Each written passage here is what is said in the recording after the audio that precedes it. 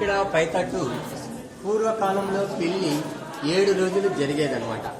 ఈ green sorry ఆమె పార్వతీదేవి పెళ్లి కుమార్తెగా కూర్చొని ఉంది. వీళ్ళందరూ అలంకారం చేసేదానికి వస్తున్నారు. ఒక్కో దినం వచ్చి పార్వతీదేవికి అలంకారం చేస్తూ ఉంటారు. ఒక ఆవిడ కట్టిన చీర డిజైను మరొక ఆవిడ కట్టినలేదు. ఒక ఆవిడ మెడలో ఉన్న నగల డిజైను మరొక ఆవిడ మెడలో లేదు. ఒక ఆవిడకున్నట్ల ఆ జడ కానీ కొప్పు స్టైల్స్ కానీ మరొక ఆవిడకి లేదు. అంటే పూర్వకాలంలోనే అలంకారం చేసే పద్ధతి ఉంది అని మనకి పెయింటింగ్ ద్వారా చూపిస్తున్నారు. 480 సంవత్సరాలు అయింది ఆ పెయింటింగ్ వేశారు. Natural colours. గుడి కట్టించిన మంత్రి పక్కన ఆయన తమ్ముడు వీరన్న, విరుపన్న కుమారుడు, తమ్మని కుమారుడు, వాళ్ళిద్దరు శిల్పులు జక్కన్న, హంపన్న. ఆయన కింద పనిచేసి వాళ్ళ శిష్యుడు అనమాట. ఈ గుడి ఎవరెవరు కట్టారు ఏమని ఇక్కడ మనకు గ్రూప్ ఫోటోగా చూపిస్తున్నారు. ఇది వచ్చేసి ఈ స్తంభం వచ్చేసి పూర్వకాలంలోనే కొద్దిగా పైకి ఉంటుంది అనమాట.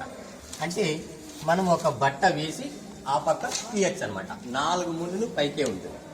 1902లో బ్రిటిష్ ఇంజనీర్ లేపాక్షి దర్శనానికి వచ్చినప్పుడు ఆయన హాల్లో అన్ని స్తంభాలు చూశాడు. అన్ని నేల మీద ఉంది, ఒక స్తంభం ఎందుకు గాను పైకి ఉంది.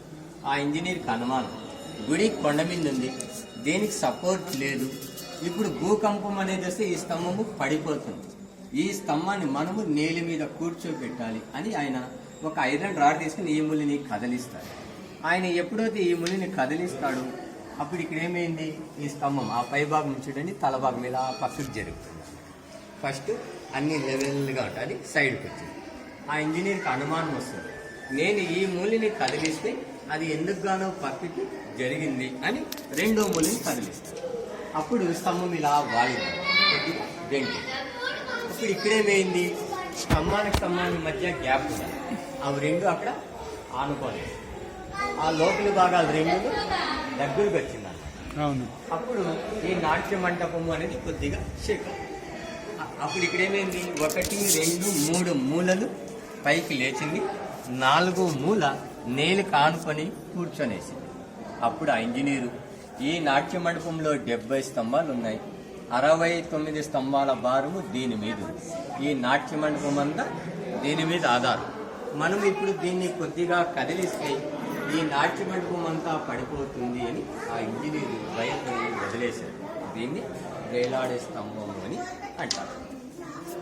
వేలాడే స్తంభం, వెరీ నైస్.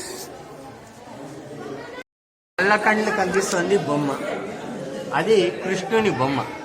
ఏది ఈ నల్ల కండ్లు, బ్లాక్ అండ్ ఓకే. కృష్ణుడు మర్రి ఆకు మీద పనుకున్నాడు, నోటిలో వేలు పెట్టుకున్నాడు. ఆ బొమ్మని ఇప్పుడు మీరు 4 వైపులా నిలబడి చూడండి. ఆ బొమ్మ మన వైపే చూస్తూనే ఉంటుంది.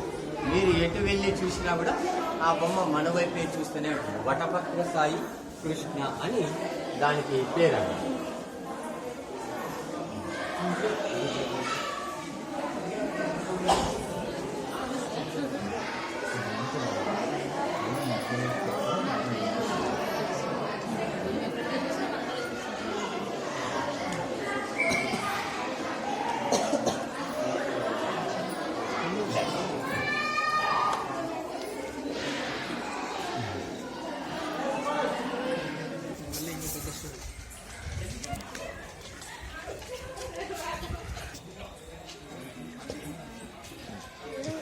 వావ్.